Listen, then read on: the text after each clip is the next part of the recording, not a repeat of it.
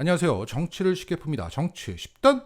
최근 김한란 논란과 나배 논란이 있었습니다. 특히 나배 논란은 이재명 대표가 나경원이 나배라고 불릴 만큼 국가 정체성이 의문이다 이렇게 발언한 것을 가지고, 나배는 일본말이고 한국말로 냄비니까 이재명 대표가 나경원더러 냄비라고 부른 것이고, 이것은 여성 혐오라고 몰아갔습니다. 결국 이 논란들은 우리 안에 있는 친일 혐오 정서를 여성 혐오로 둔갑시켜 민주당을 공격하려다 실패한 사례입니다. 다시 말해 과거 친일 세력들이 반공을 내세워 자신을 정당화했듯, 이제는 친일 세력들이 여성 혐오를 내세워서 자신을 정당화하려 했던 것입니다. 이런 가운데 국힘 소속의 서울시 의원들이 우길기 사용을 제한하는 법안을 폐지하려 했다는 것이 알려지면서 막판 총선은 한일전으로 급속도로 전환되고 있습니다.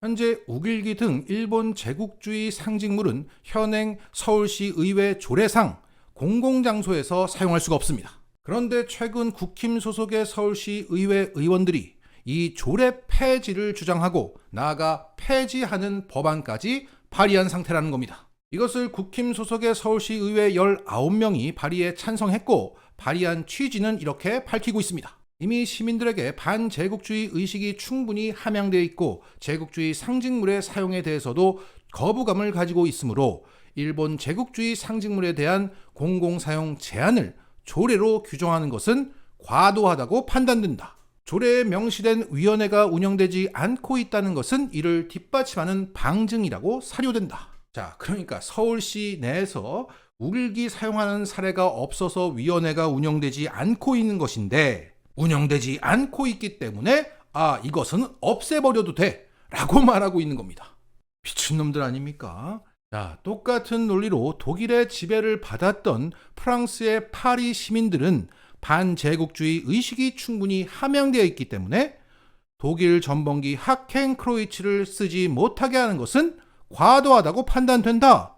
따라서 이 나치 전범기를 파리 시내 공공장소에서 사용하게 하자라고 파리시 의원들이 주장하고 발의했다면 어떻게 되는 겁니까?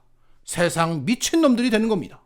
그런데 이 미친 짓을 서울시 의회 국힘놈들이 추진하고 있다는 겁니다. 자, 이 조례가 폐지되면 우길기가 서울 시내 공공장소에서 전시되더라도 서울시 차원에서 이를 제지할 방법이 없다고 합니다. 현재 서울시 의회 정원 110명 중에 국힘이 75명으로 야당인 더불어민주당을 압도하고 있습니다. 이에 따라 오는 4월 19일에 열릴 임시회에서 이 조례가 폐지될 가능성이 크다고 기사는 전하고 있습니다. 자, 왜 이런 일이 벌어질까?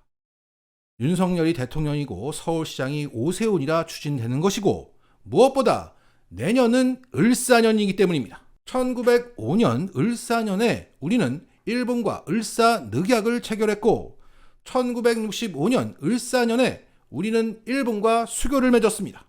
이렇게 60년마다 돌아오는 을사년에 일본은 이 한반도에서 큰 이득을 챙겨갔습니다. 그리고 2025년 을사년에 처음으로 일왕이 한국에 온다고 합니다. 여기에 윤석열은 그 자위대 논란이 있었던 최근 3.1절 행사장에서 내년 2025년을 재차 강조했고, 내년은 한일 관계의 새 전기를 마련할 것이라고 말했습니다. 자, 그 일왕 방문에 맞춰 서울 전역의 우길기와 일본 제국주의 상징물들이 휘날려도 괜찮게 만들기 위해 윤석열이 준비하고 있는 겁니다.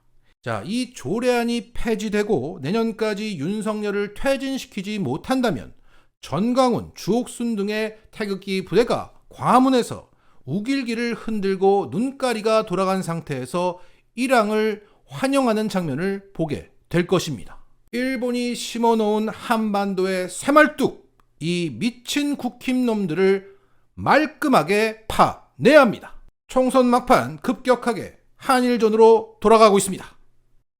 다음 뉴스. 최근 천공은 의대 증원 2,000명에서 30% 양보하라는 메시지를 던졌습니다. 대우주의 진리는 3대 7로 이루어졌다. 변화구를 던지려면 30%부터 시작해야 한다라고 말했습니다. 그래서 사람들은 2,000명의 30%, 즉 600명으로 조정되지 않을까, 만약 그렇게 된다면 정말 빼박이라고 말하고 있었습니다. 이런 가운데 오늘 윤석열과 전공희 대표의 만남이 전격적으로 이뤄졌습니다. 여기서 대통령실은 향후 의사 증언을 포함한 의료개혁에 관해 의료계와 논의 시 전공의들의 입장을 존중하기로 했다는 유화적인 메시지를 냈고 뭔가 합의된 것처럼 보였습니다. 이런 가운데 임현택 의협회장은 600명?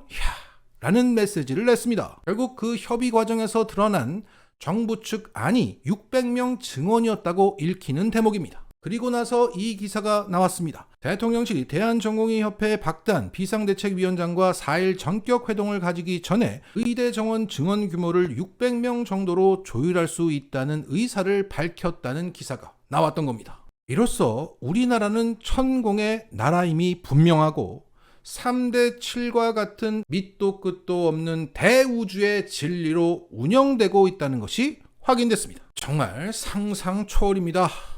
그리고 현재 민주당, 국힘당, 장해찬 이렇게 3파전으로 진행되고 있는 오늘의 부산수영구 유세 현장은 정말 난장판이었습니다. 유세 도중 장해찬 등이 이재명 대표 쪽으로 난입해서 소리 지르고 난동을 부렸던 겁니다.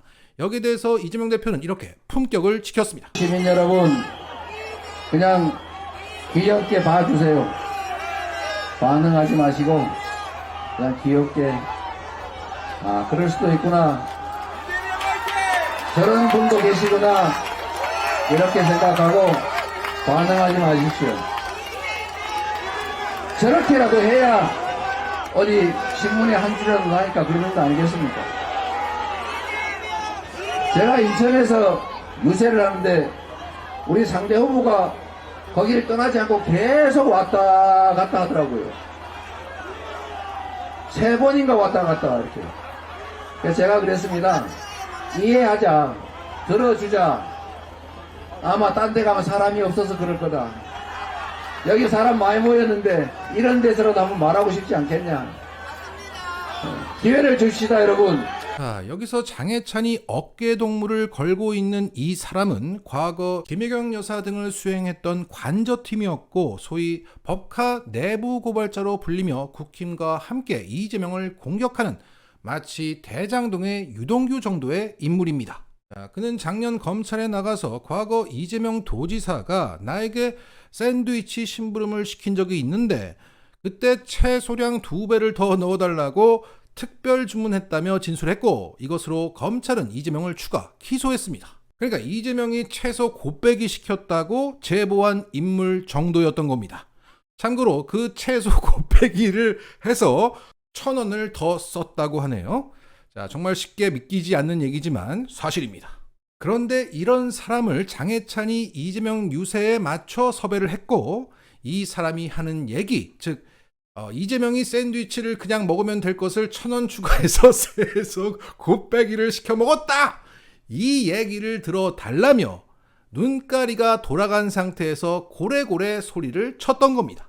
그리고 장해찬이 물러간 뒤에 이재명 대표는 장해찬이 끝내 자진 사퇴할 것이라고 예측했습니다. 이분들이 결국은 눈물쇼, 엎드려 절하기쇼 할 거다. 맞췄죠?